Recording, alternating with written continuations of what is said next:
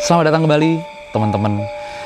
Kalau kalian ingin melihat dan menguak lebih banyak misteri yang ada khususnya di Nusantara, tetap saksikan di Kamaju, Kamis malam Jumat.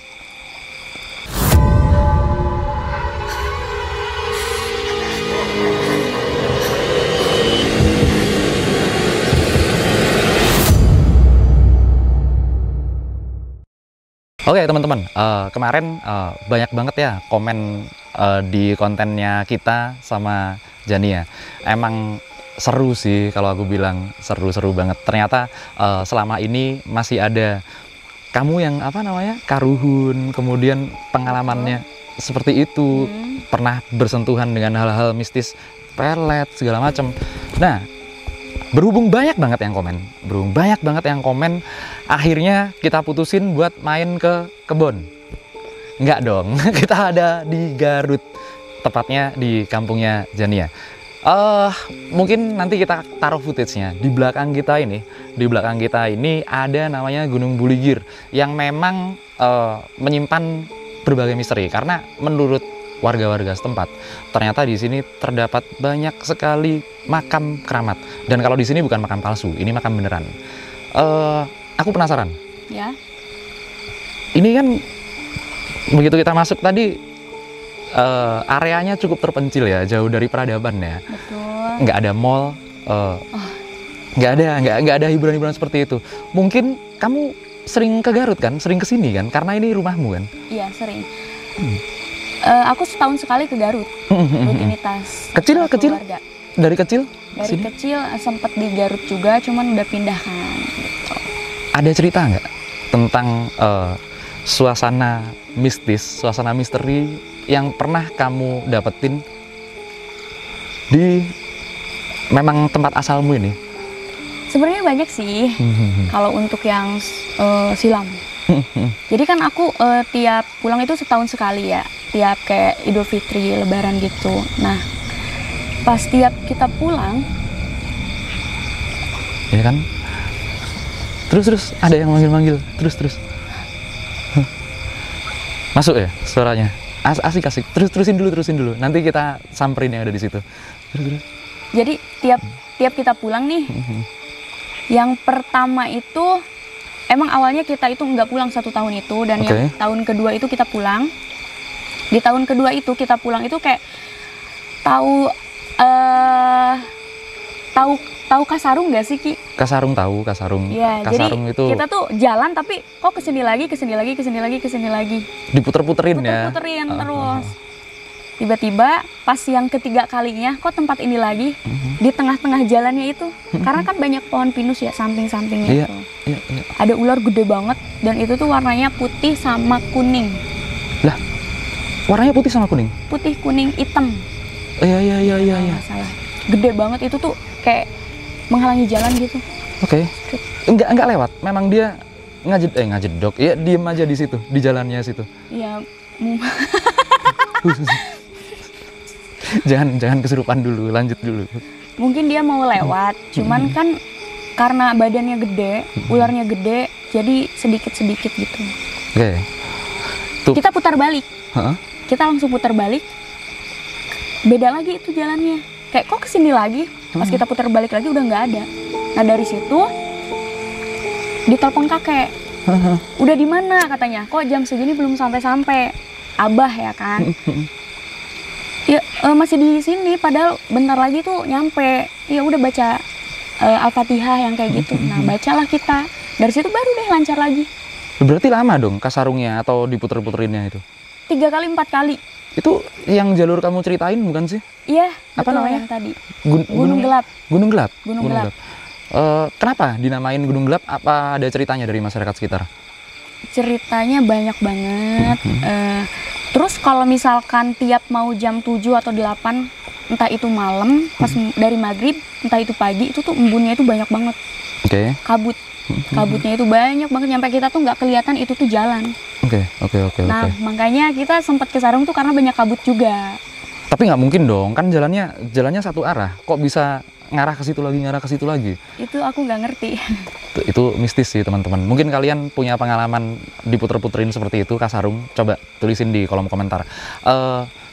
Itu beberapa tahun yang lalu ya berarti, pas Beberapa waktu tahun yang lalu. mudik. Ada lagi nggak? Ada. Jadi kan tiap aku pulang setahun sekali ke rumah abah, itu yang dari keluarga mama, aku juga main juga ke keluarga ayah aku yang berada di Garut juga, cuman beda apa namanya, beda kecamatan lah. Oke. Kita dari situ itu melewati berbagai macam suasana. Ada curug, dan itu tuh curugnya itu curug Ceret di samping jalan banget, dan ke jalannya itu bikin licin, ada yang banyak yang jatuh atau apa. Nah di situ, jadi di curug itu tuh dari pas agak jauhan dikit aku kayak diliatin ada laki-laki tapi kayak udah tua gitu. Dia tuh kayak ngedehem gitu. Gak boleh lihat ke belakang katanya. Gak boleh lihat ke belakang. Kita lihat dong, pas lihat lagi udah gak ada. Wow, di curug itu. Wow. Ternyata emang banyak juga ceritanya di sana. Gitu. Nah dari situ tuh itu kejadian pertama. Nah keduanya itu kita lanjut lagi tuh. Pas pertengahannya jalannya kan muter-muter sama ya, naik turun banget ya itu. Kan, naik turun, ada batunya tuh gede banget tapi membentuk jalan gitu. Set. Wih, kayak tikungan. Kayak tikungan gitu. Tas aku yang biasanya aku pakai, biasanya aku gini di depan tuh nggak ada.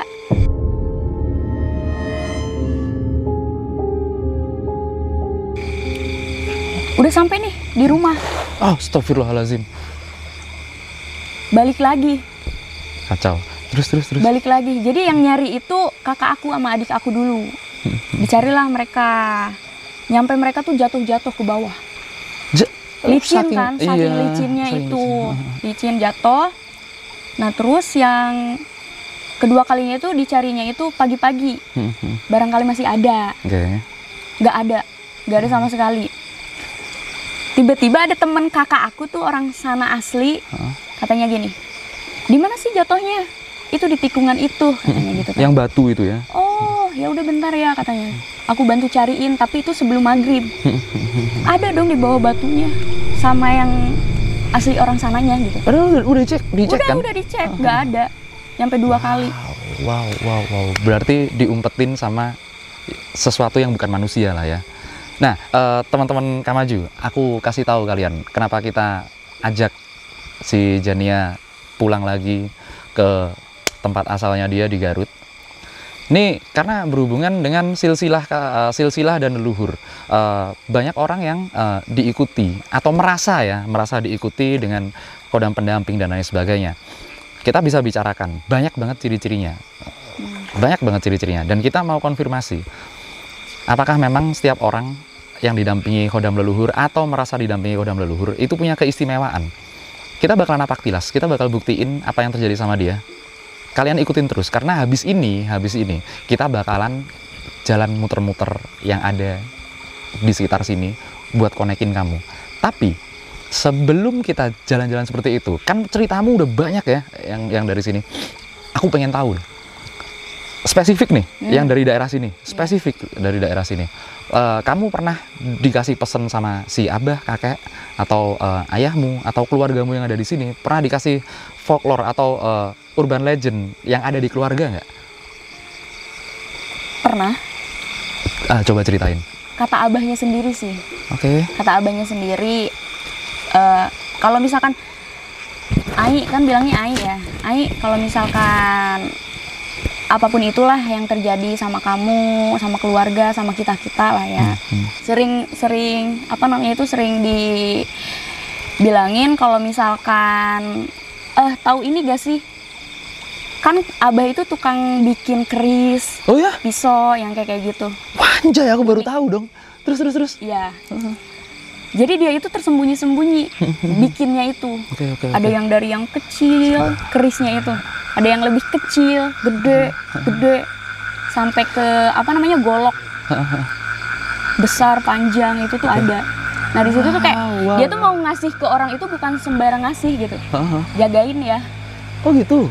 Itu emang udah ada dari leluhurnya gitu. Wow. Wow. Menarik. Jadi pernah nggak si Abah yang ternyata memang pembuat pusaka itu, aku bilang pembuat pusaka lah ya, pernah cerita sama kamu nggak? Kamu didampingi ini, terus habis itu ciri-cirinya seperti ini. Apa yang terjadi sama kamu? Banyak banget. Oke. Jadi ya entah itu acara apapun itu dipermudah, dilancarkan dalam segala urusan. Oh iya. Kalau misalkan ada yang nggak suka sama aku dan keluarga, sering ada lewat mimpi atau insting atau feeling ya kayak gitu. Iya, kayak kejadian yang itu ya, kalian mesti Yang nonton sebelumnya videonya. itu. Kalian mesti nonton videonya itu. Terus ada lagi?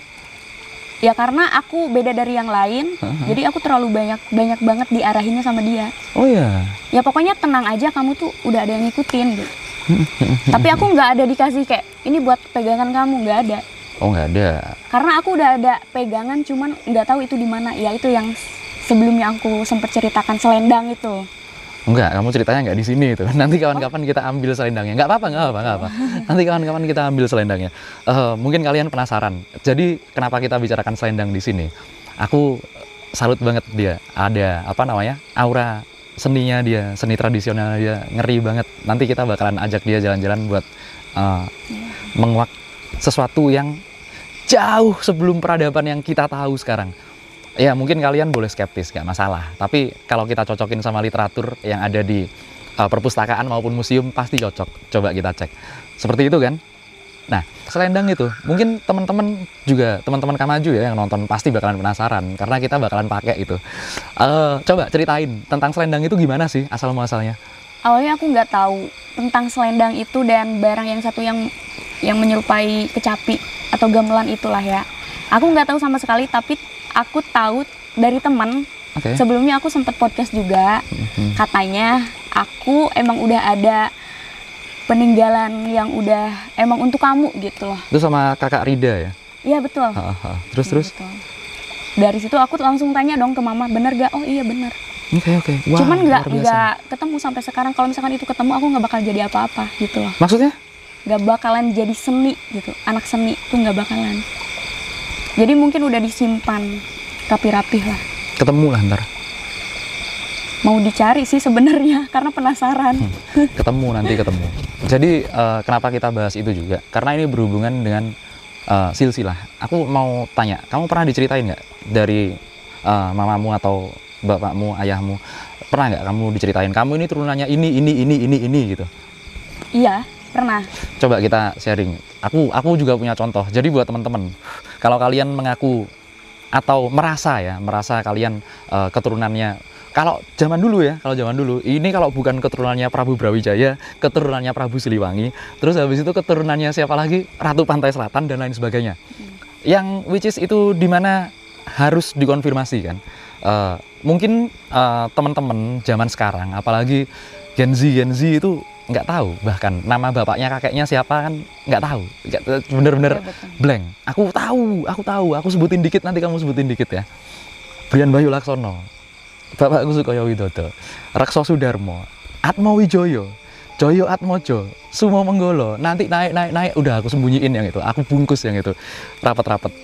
Aku tahu bahkan sampai 18, kemudian nyambung ke, ya itu nanti kita bahas kalau kita jalan ke sana. Gimana? Kalau kamu pernah ceritanya seperti apa? Ada yang ngikutin jadi dua. Jadi ada eyangku itu yang benar-benar katanya ya sakti gitu kan. Cuman yang lebih ngikut ke aku yang menyerupai harimau putih itu.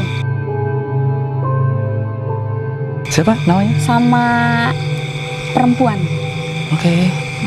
Pernah dikasih tahu namanya? Ya harimau putih siapa namanya? Bisik-bisik aja, siapa namanya? Yang Hadimi sih ya. Oh itu nggak bisik-bisik sih. Nggak apa-apa. Nggak apa. Itu udah pernah disebut sih di yang kemarin udah pernah disebut. Terus yang cewek? Yang cewek itu nggak tahu, pokoknya menyerupai putri sih, kayak nyai gitu. Oke, menarik. Selama kamu ada di Garut atau mungkin ada di daerah lain yang kamu ngerasa, wah ini ada sesuatu yang terkoneksi atau terhubung sama aku. Pernah ngerasa seperti itu nggak? Dan apa kejadiannya di Garut maupun di tempat lain? Ada nggak? Ada. Pas aku ziarah di Jawa Tengah Oke. Itu tuh aku kayak berasa aku cocok banget di situ karena tiap aku tawasulan kayak gitu tuh kayak ada yang liatin aku terus. Oke. Kalau aku video pun kayak blur. Oh, udah yang nemenin. Daerah mana sih itu? Itu daerah Pemalang. Oh, bukan Pamulang. Pemalang dong. Oh iya, udah Pemalang, Jawa Tengah ya. Pemalang, Jawa Tengah. Berarti kamu terkoneksi karena ngerasa seperti itu. Pernah nggak? Nih salah satu ciri ya, teman-teman. Aku share lagi buat kalian. Salah satu ciri, pernah nggak kamu ngerasa di suatu tempat, ziarah di suatu tempat, nggak tahu kenapa, somehow kamu bisa ngerasain nangis di situ. Ini bukan perasaan sedih, ini perasaan nggak jelas, benar-benar nggak jelas. Pernah. Si. Waktu di Cirebon. Si. Itu tuh kita perdana ke makam yang udah itulah ya di sana ya. Tapi sebelum ke makam itu tuh kita melewati orang yang meninggal dulu kan.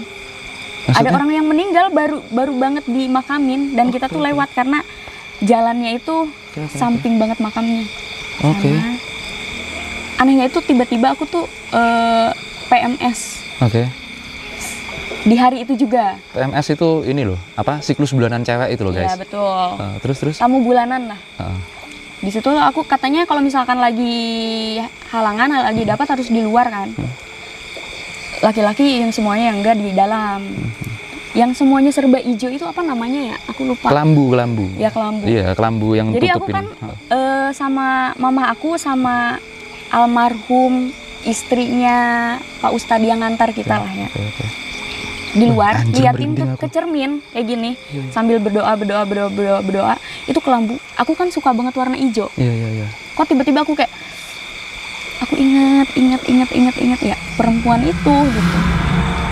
Kayak aku tuh pengen ke pantai, cuman kan nggak boleh katanya. Jadi harus kayak kalau misalkan ada telur segini tuh itu tuh kosong. Hah? Maksudnya? Kalau misalkan aku penasaran, bawa telur ayam kampung, pergilah ke pantai selatan. Kalau misalkan aku penasaran ya simpen aja.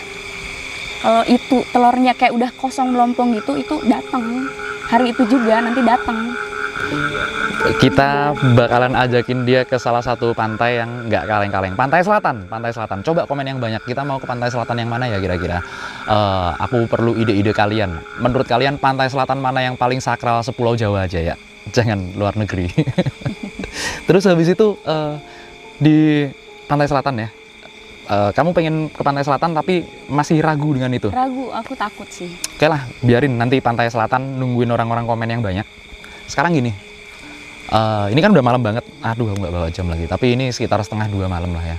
Dan kita ada di salah satu kampung halamanmu. Kampung halamanmu ada di salah satunya di Garut sini ya. Garut. Mau nggak kita ngobrol-ngobrol, cerita-cerita sambil ziarah pembuktian? Kan di situ ada makam tuh. Iya. Aku penasaran sih sebenarnya. Jadi kalau buat teman-teman yang nonton ini, sebenarnya tempat ini terpencil. Kita cari jajanan aja nggak ada di sekitar sini. Coba kalau kalian pengen nonton ada apa dan apa yang bakalan terjadi dengan si Jania, kita buktiin ya ada apa yang bakalan terjadi. Kalian harus nonton di episode selanjutnya. Tetap di Kamaju Kamis malam Jumat. Kita masuk di sini. Bentar, aku naik dulu ya. Ya, tanya asalnya dia dari mana? Asalnya di mana? Wah ya, makan daun banget. Astagfirullah.